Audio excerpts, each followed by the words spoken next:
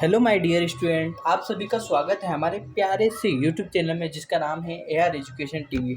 और my dear students, आज का जो हमारा टॉपिक है उसका नाम है फ्रैक्शन।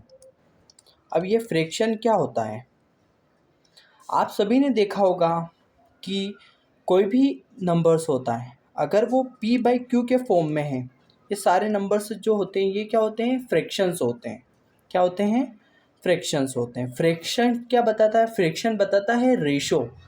सपोज अगर 2:3, इसका मतलब क्या होता है कि कोई सी जो चीज़ है, अगर मान लो कि आपके पास में 1 रुपये है और उसके कितने हिस्से करने हैं हमें? 3।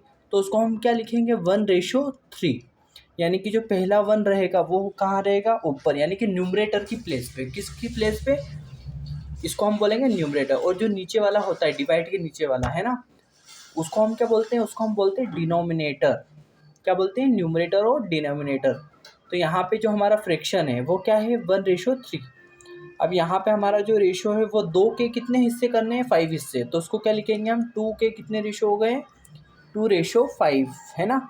तो ये जो नंबर्स होते हैं ये किस फॉर्म में होते हैं? ये होते हैं p/q के फॉर्म में। ओके।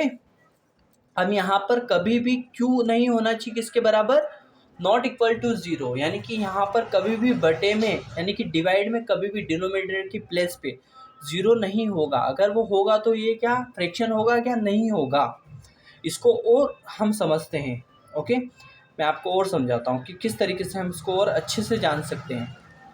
अब देखिए माय डियर स्टूडेंट्स, सपोज एक ये सर्कल लेते हैं हम। ये हमने एक सर्कल लिया। अब इस सर्कल के हमने सपोज यहाँ पे 4 पार्ट में इसको डिवाइड कर दिया। सर्कल को कितने पार्ट में? 4 पार्ट में हमने इसको डिवाइड कर दिया। और इसको एक पार्ट जो इसका है इसको मैंने क्या किया? फिल कर दिया। क्या कर दिया? फिल कर दिया। इसको मैं फिल कर देता हूँ।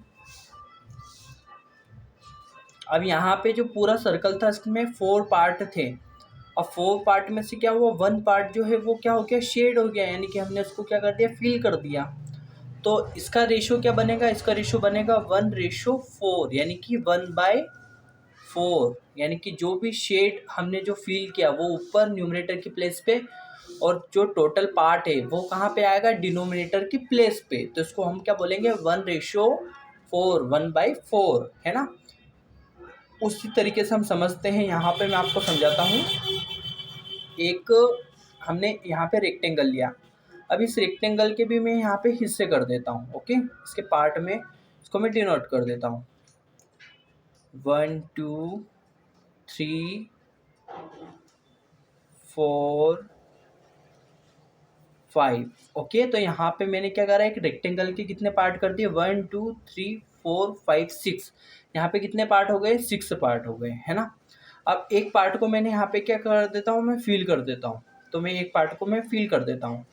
तो यहाँ पे मैं एक पार्ट को फिल करता हूँ। ओके, तो मैंने इस पार्ट को जो है फर्स्ट वाला है ना, इसको मैंने क्या किया? फिल कर दिया है। ओके, अब इसको मैंने अच्छे से फिल कर दिया है।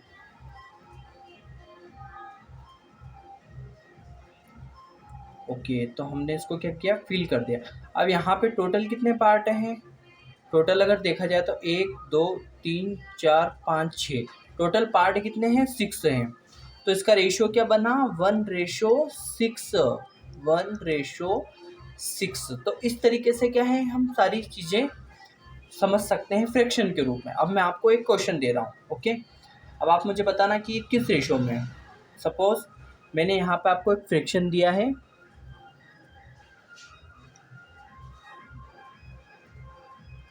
इसके मैंने हिस्से कर दिए कितने? 1 2 3।